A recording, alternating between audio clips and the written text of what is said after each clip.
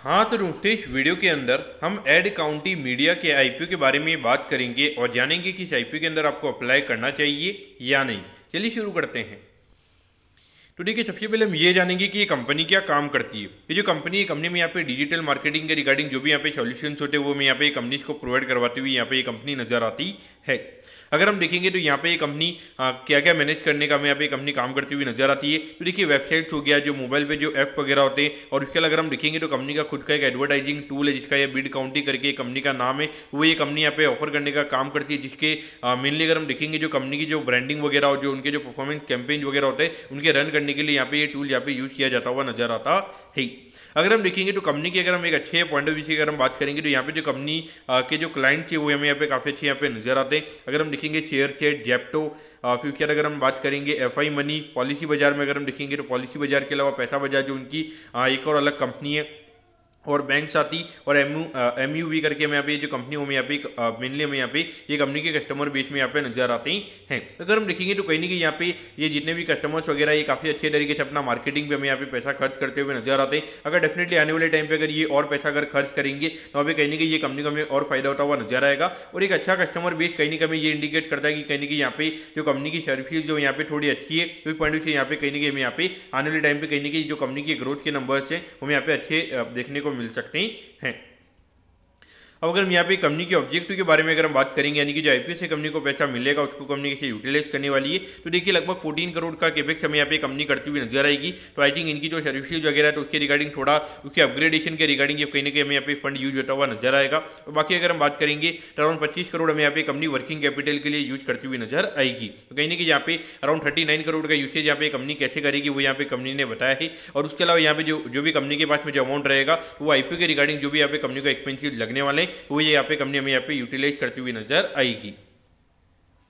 अब अगर हम यहाँ पे कंपनी के फाइनेंशियल्स के बारे में अगर हम बात करेंगे तो देखिए 2022 में अराउंड 31 करोड़ के लगभग ये कंपनी का रेवेन्यू का नंबर था।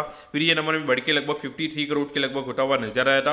लेकिन उसके बाद अगर हम देखेंगे तो अराउंड 43 करोड़ के लगभग का रेवेन्यू का नंबर हमें यहाँ पे नजर आता है। यानी कि ऑलमोस्ट यहाँ पे 10 करोड़ से हमें जहाँ पे जो कंपनी का रेवेन्यू का नंबर है हमें यहाँ पे कम होता हुआ नजर आया है। और अगर हम देखेंगे तो एट द सेम टाइम अगर हम देखेंगे जो प्रॉफिटेबिलिटी है हमें 64 लाख से हमें यहाँ पे सीधा 8 करोड़ 28 लाख के लगभग हमें यहाँ पे प्रॉफिटेबिलिटी यहाँ पे कंपनी की बढ़ती हुई नजर आई है। वो कहीं ना कहीं देखा जाए थोड़ा कॉन्शियसनेस यहाँ पे हमें पे नंबर्स को देख के रखना चाहिए, क्योंकि ऑलमोस्ट आपका रेवेन्यू के नंबर की अगर हम बात करेंगे तो यहाँ पे लगभग 15-16% से कंपनी का जो रेवेन्यू का नंबर है वो यहाँ पे कम होता हुआ नजर आया है। लेकिन एट द सेम टाइम अगर हम प्रॉफिटेबिलिटी की बात करेंगे तो ये नंबर हमें यहाँ पे ऑलमोस्ट यहाँ पे 8 टाइम से भी ज़्यादा बढ़ता हुआ नजर आया है। लेकिन यहाँ पर अगर आप देखोगे तो लगभग यहाँ पे हो सकता है कि यहाँ पे जो 2023 वाला जो फाइनेंशियल ईयर था वहाँ पे कहीं ना कहीं वन टाइम एक्सपेंसिव जहाँ पे कंपनी के लिए रहा होगा, क्योंकि 31 करोड़ के रेवेन्यू पे लगभग कंपनी 2 करोड़ के लगभग का यहाँ पे प्रॉफिट ये कंपनी कर रही थी। तो वहाँ पे कहीं ना कहीं पॉसिबिलिटी बनती है कि लगभग 43 करोड़ के रेवेन्यू पे लगभग 8 करोड़ का प्रॉफिट हमें यहाँ पे कंपनी करती हुई नजर आ सकती है। और उसके पीछे का रीजन ये जो कि ये नॉर्मली ये जो डिजिटल मार्केटिंग वाला ये जो बिजनेस है यहाँ पे कहीं ना कहीं अगर हम देखेंगे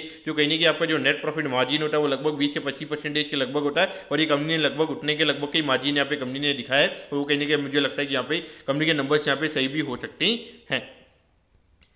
अगर हम यहाँ पर आईपीओ की डिटेल्स के बारे में अगर हम बात करेंगे तो देखिए 27 जून को ये आईपीओ में स्टार्ट होता हुआ नजर आएगा और 1 जुलाई को ये आईपीओ में क्लोज होता हुआ नजर आएगा।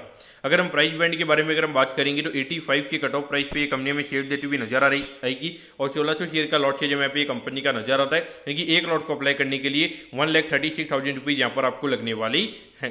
अगर हम आईपीओ के इश्यू साइज की अगर हम बात करेंगे तो अराउंड 50 करोड़ 69 लाख के लगभग का आईपीओ का इश्यू साइज हमें यहाँ पे नजर आता है। इसमें से अगर हम बात करेंगे अराउंड 2.86 करोड़ का जो कोटा है वो हमें यहाँ पे मार्केट मेकर के लिए यहाँ पे नजर आता है। और बाकी अगर हम बात करेंगे पब्लिक के लिए तो 47.83 करोड़ के लगभग का जो कोटा है वो हमें यहाँ पे पब्लिक के लिए नजर आता है। तो इसमें से अराउंड 35% के लगभग के जो शेयर वो हमें यहाँ पे रिटेल के पास में जाते हुए नजर आएंगे, यानी कि लगभग 16-17 करोड़ के जो शेयर वो हमें यहाँ पे रिटेल के पास में जाते हुए नजर आएंगे। अब अगर हम लिस्टिंग की अगर हम बात करेंगे तो बीएसई के एसएम प्लेटफॉर्म पे ये कंपनी में लिस्ट होती हुई नजर आएगी। अब अगर हम यहाँ पर आईपीओ के टाइम टेबल के बारे में अगर हम बात करेंगे तो देखिए 2 तारीख को आपको पता चल जाएगा कि आपको अलॉटमेंट मिला है। अगर अलॉटमेंट नहीं मिलता तो 3 तारीख को रिफंड मिल जाएगा। 3 तारीख को आपके डीमैट अकाउंट में शेयर आ जाएंगे अगर आपको अलॉटमेंट मिलता है। और 4 तारीख को ये कंपनी में लिस्ट होती हुई नजर आएगी। अब अगर हम यहाँ पे कंपनी के वैल्यूएशन के पैरामीटर्स के बारे में अगर हम बात करेंगे तो देखिए ऑलमोस्ट यहाँ पे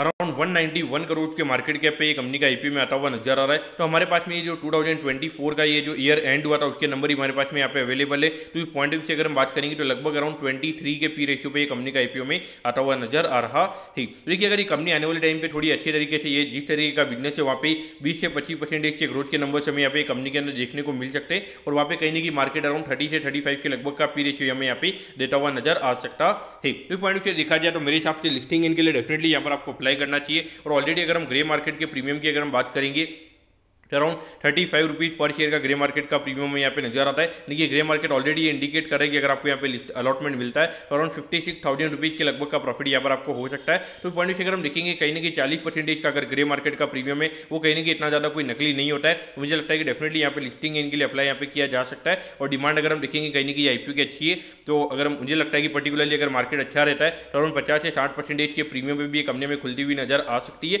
और अगर मार्केट में अगर हम लॉन्ग टर्म की पॉइंट से अगर हम बात करेंगे तो अगर ये कंपनी 15-20% के प्रीमियम पे अगर ये कंपनी खुलती है तो मेरे हिसाब से यहाँ पर आपको ये कंपनी को होल्ड करना चाहिए। बाकी अगर हम लॉन्ग टर्म के पॉइंट से अगर हम बात करेंगे तो अगर ये कंपनी 20% के कम के प्रीमियम पे अगर ये कंपनी खुलती है तो वहाँ पर मेरे हिसाब से लॉन्ग टर्म के पॉइंट से यहाँ पे ये कंपनी को बाय किया जा सकता है।